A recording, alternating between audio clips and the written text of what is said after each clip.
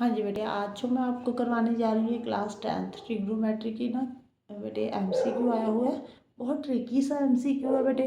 यहाँ पे देखो आपको लिखा हुआ है 2 ब्रैकेट में sine raise to power 6 theta plus cos raise to power 6 theta minus 3 sine raise to power 4 theta plus cos raise to power 4 theta is equal to this.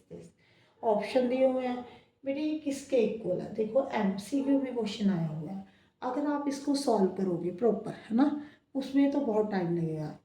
मैं आपको सॉल्व कर कर भी दिखा देती हूँ, ट्रिक के साथ भी बताऊंगी कि आपने कैसे करना है। अगर आप इसको सॉल्व करना चाहते हो ना बेटे, तो इसको बेटे यहाँ पे 2 साइन स्क्वायर थीटा का होल क्यूब कर दो। 3 2 जा 6 होता है, लिख सकते हो आप इसको ऐसे, है ना। ऊपर लिख दो बेटे क्यूब, ठीक है जी। यहाँ पे इसको ऐसे रहने दो, ब्रैकेट ओपन कर दो। इसको मत यूज़ कर सॉल्व करने लग जाना, यहाँ पे आइडेंटिटी नहीं बनेगी। अगर स्केयर लगा दोगे तो माइनस की होती है बेटे, प्लस की नहीं होती, ठीक है। अब ए क्यूब प्लस बी क्यूब किसके इक्वल होता है बेटे? आपने पढ़ा हुआ है ए स्केयर ने ए प्लस बी, ये स्केयर है तो स्केयर लगा दो साथ में। आगे बेटे A plus B, A square sine square का स्केयर करोगे तो 4 थीटा बन जाएगा, इसका करोगे cos 4 थीटा बन जाएगा, प्लस ए बी होता है मल्टीप्लाई माइनस ए बी, ठीक है जी। यहाँ पे minus A B sine square theta cos square theta, बेटे ये सेम लिख दो, ठीक है जी। यहाँ पे ये सेम लिख दो। अगर आपको आइडेंटिटी नहीं मालूम तो यहाँ पे लिख देती हो बेटे A plus B, A square plus B square minus A B, ये होती है, ठीक है जी। Sine square plus cos square किसके इक्वल हो गया बेटे? 1 के। तो आपके पास ये और ये रह गया, ब्रैकेट ओपन करो यहाँ पे 2 sine raise to power 4 theta plus 2 cos raise to power 4 theta minus 2 sine square theta cos square theta बेटे। यहाँ पे minus 3 sine raise to power 4 theta minus 3 cos raise to power 4 theta. इन दोनों को cut कर दो बेटे, minus sine raise to power 4 theta, इसको कट कर दो, minus cos raise to power 4 theta. यहाँ पे minus 2 sine square theta cos square theta minus यहाँ से कॉमन ले लो बेटे, ये sine raise to power 4 theta plus cos raise to power 4 theta plus 2 sine square theta cos square theta बन गया, ठीक है जी। ये बेटे जो है ये sign square theta plus cos square theta की ओके होल स्क्वायर की आइडेंटिटी बन गई, है ना। ये आइडेंटिटी बन गई बेटे। अगर आप इसको ओपन करोगे तो ये ए स्क्वायर 4 हो जाएगी पावर, यहाँ पे बी स्क्वायर यहाँ पे पावर 4 हो जाएगी प्लस 2ab 2 इंटू ए इंटू बी, ठीक है जी। ये किसके इक्वल होता है? 1 के, तो -1 आंसर आ गया।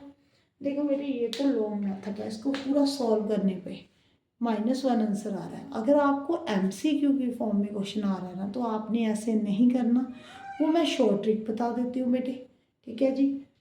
हाँ जी, शॉर्ट ट्रिक क्या है? यहाँ पे देखो थीटा थीटा थीटा है ना, सब में थीटा ही लिखा हुआ है, मीन्स इसका मतलब क्या है? यहाँ पे एंगल सेम है, यही मतलब हुआ ना। यहाँ पे भी थीटा है, यहाँ पे भी थीटा है, थीटा है, यहाँ पे भी थीटा है, तो इसका मतलब क्या हुआ बेटे? एंगल सेम है, ठीक है।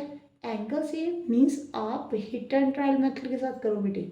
मीन्स अगर आप यहाँ पे कोई भी सेम एंगल पुट कर दो, 0 डिग्री पुट करना चाहते हो पुट कर दो, 30 करना चाहते हो 30 कर दो, 90 है ना, 45 कोई भी कर दो, बट वहाँ पे आपकी कैलकुलेशन मुश्किल ना हो। देखो सबसे इजी जो कैलकुलेशन है ना 0 में रहेगी।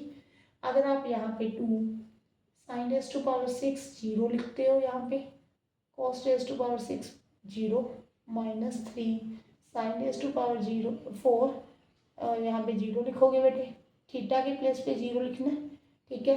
अब साइन 0 कितना होता है? 0 होता है, ठीक है जी। कॉस 0 कितना होता है? 1 होता है। 1 की पावर अगर आप 6 लगाओगे तो 1 ही आएगा बेटे। अगर यहाँ पे करोगे बेटे साइन 0 0 होता है, यहाँ पे 1 होता है, 1 की पावर 6 है, यहाँ पे 1 की पावर 4 आएगी। 1 को बेटे अगर आप 1 की पावर 1000 भी लगा लोगे ना तो भी 1 ही आएगा।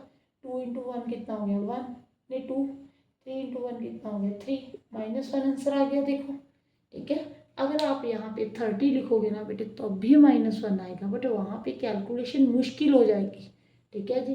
साइन 30 जैसे 1/2 होता है, तो 1/2 को 6 टाइम मल्टीप्लाई, पावर 6 का मतलब ये हुआ ना, तो कैलकुलेशन मुश्किल हो जाएगी। हमने तो अपने एमसीक्यू को ईजी करना है, ठीक है। ईजी कैसे होगा, अगर यहाँ पे आप थीटा के प्लेस पे 0 पुट करके देखोगे, ठीक है। मैंने प्रॉपर सॉल्व करके भी दिखाया आपको, देखो फिर भी -1 ही आ रहा है।